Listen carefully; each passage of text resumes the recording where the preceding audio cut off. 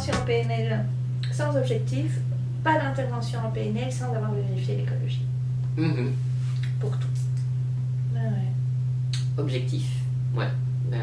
Comme tu disais tout à l'heure, hein, ça permet de savoir vers quoi on va et quelles sont les étapes qu'on va devoir mettre en place pour arriver à ça.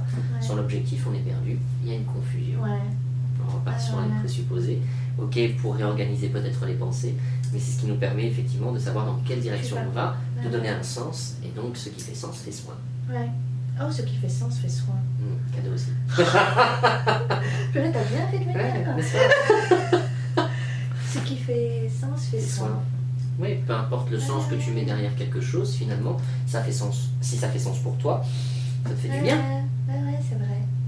C'est vrai. Et donc l'écologie, c'est quoi? L'écologie, c'est quoi? Pour toi. Pour moi. Oui, j'avais compris. Dans ta carte du monde. Dans ma carte du monde. Je dirais avant tout le respect de ne pas me retrouver en danger, que ce soit physiquement, émotionnellement ou psychologiquement. Voilà, ne pas risquer de se retrouver face à quelque chose qui soit ingérable, bien que ça peut être très intéressant, on va dire ce qu'il peut y avoir derrière, mais avec le risque de peut-être ne plus retrouver un équilibre. Voilà, c'est toucher quelque chose que je ne pourrais pas... le terme équilibre. Voilà, c'est toucher quelque chose que je ne pourrais pas gérer. Et donc pour moi c'est très important de savoir qu'il y a des limites, des frontières, et ces frontières on ne les dépasse pas tant que la personne n'est pas prête à aller là-dedans et qu'on n'a pas vérifié avec la personne. Et je trouve d'autant plus en PNL la notion d'écologie essentielle, que tous les protocoles qui sont proposés sont hyper puissants. Et donc moi je trouve que dès le départ, quand on commence dans le technicien, en fait on nous met déjà dans les mains des protocoles qui sont hyper importants. Et donc vérifier l'écologie, je rejoins vraiment le mot, j'aime beaucoup que tu rajoutes la notion de danger, dont je parle pas spécialement, tu vois, je parle plutôt d'équilibre, mais j'aime beaucoup cette notion vraiment de ne pas mettre l'autre en danger. Et donc cet équilibre de mon propre système, donc est-ce que c'est ok pour moi dans tout mon système, même est-ce que je suis prête là aujourd'hui à faire péter une croyance à l'intérieur de moi, même si elle va m'aider pour mon objectif. Est-ce que là, au jour d'aujourd'hui, c'est ok pour moi de faire péter cette croyance par rapport à mon propre système? Est-ce que je suis en mesure, si cette croyance explose, de continuer à organiser ma vie telle qu'elle est organisée aujourd'hui? Est-ce que je suis prête à payer le prix de ça? Voilà. C'est exactement ce que je veux dire. Il y a le lien avec quel est le prix à payer derrière, que ce soit en termes financiers, de temps, d'énergie. Et le fait de risquer de se mettre en danger, c'est aussi quelle énergie je vais dépenser là-dedans. Tout à fait. Voilà. Est-ce que je suis prêt à passer à travers cette tempête-là, parce que ça peut faire remonter des choses très profondes, très anciennes, et peut-être qu'aujourd'hui je ne suis pas armée par rapport à ça, j'ai peut-être pas les ressources nécessaires.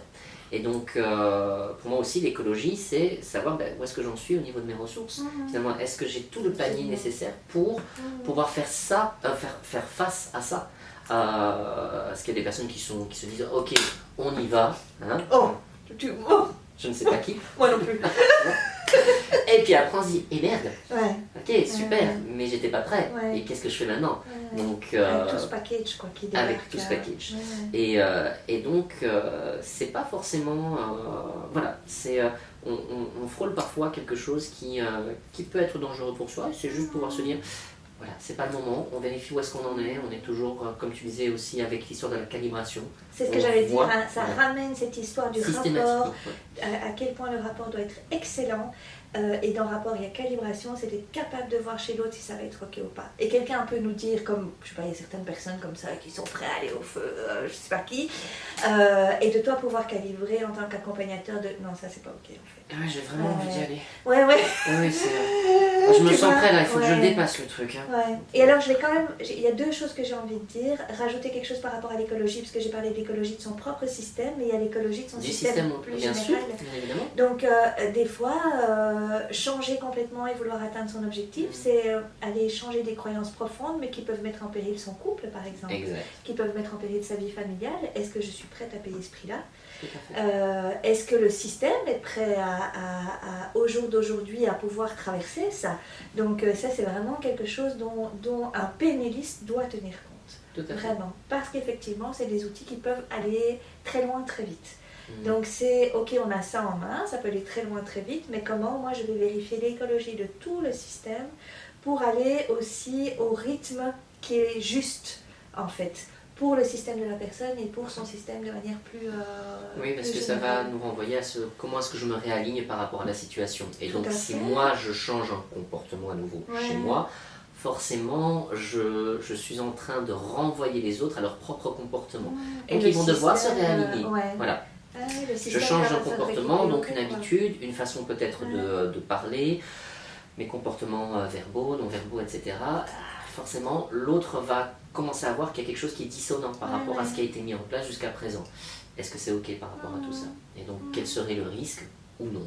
Ouais. Et de pouvoir aborder toutes ces questions avec la personne. Ça le remet en aussi. conscience. Ouais, Voilà. c'est ça, de ramener en conscience. Et donc, deuxième chose que je voulais aussi, sur laquelle je voulais rebondir par rapport à ce que tu as dit, tu as parlé de ressources, mise en danger, ressources, et que la PNL est un merveilleux réservoir de protocoles pour donner des ressources aux gens aussi. Tout à fait. Donc, il n'y a pas que l'aspect aussi, tiens, je vais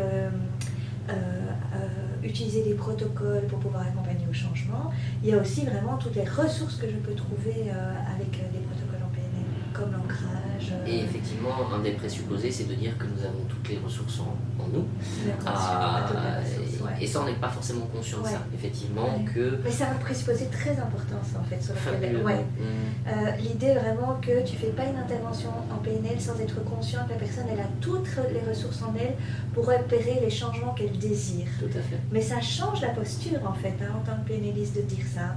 Ça veut dire que c'est pas moi qui sais ce qui est bon pour toi, mais tout est en toi.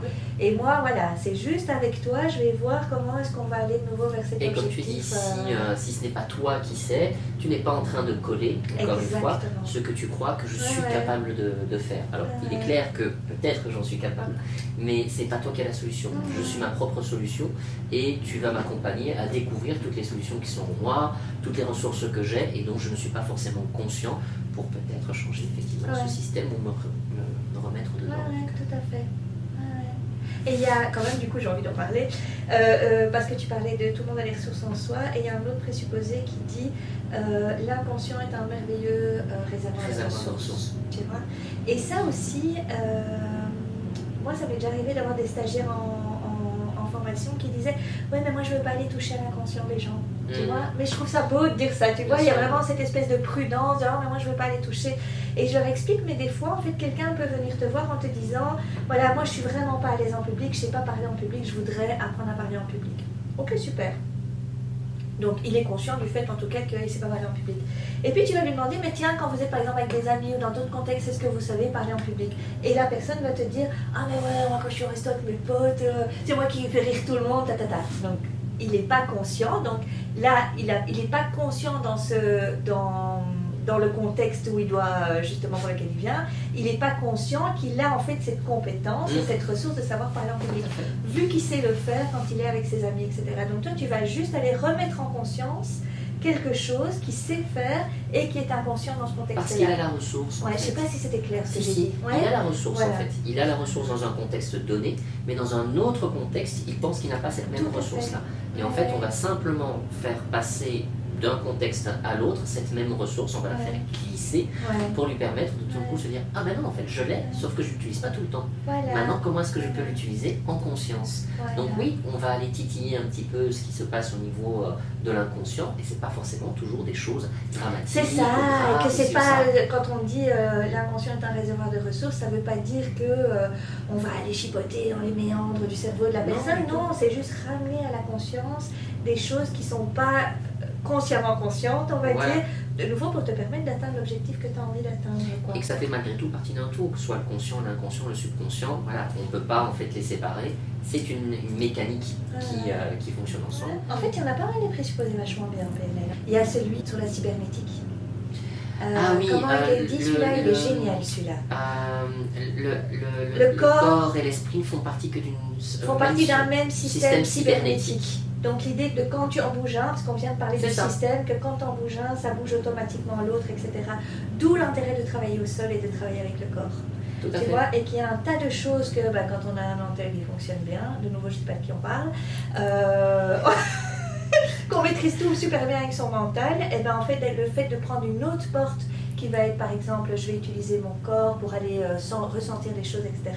Ça va faire bouger quelque chose au niveau du mental et au niveau émotionnel. Et comme tout ça tourne en fait, et tu as pas mal de protocoles qui sont utilisés pour ça. Bon, ouais. Ça me fait penser à d'autres choses sur des recherches qui ont été faites là-dessus. Amy Cuddy qui a fait des recherches sur le sang et s'est rendu compte que en fonction de la position qu'on avait, donc si par exemple dans une salle de classe on était plutôt avachi ou au contraire on prenait en fait sa place, l'acidité du sang change. Et donc notre comportement va changer. Et donc effectivement, le corporel va avoir une incidence sur ce qui se passe au niveau biochimique et donc sur notre cerveau. Mais dans le protocole de Walt Disney par exemple, quand tu mets la personne sur la partie créative, réalisateur et critique, tu vas être attentif, par exemple s'il est sur sa partie créative, à sa posture. Et tu vas vraiment dire, tiens, qu'il prenne bien conscience quand il est dans sa part créative de la posture qu'il a, etc., etc. Tu fais la même chose pour la partie réalisateur et la partie critique. Mais du coup, quand il va venir avec le projet qu'il a envie de travailler, qu'il va aller sur la partie créative, au début, il va arriver avec une autre posture. Et rien que le fait de le remettre dans la posture, ça va permettre d'ouvrir la représentation. Quoi. Tu vois, c'est dingue. Et ça marche. Et ça, c'est vraiment ce présupposé-là. Quoi. Tout à fait. Donc, comment à partir de la posture, tu vas pouvoir travailler.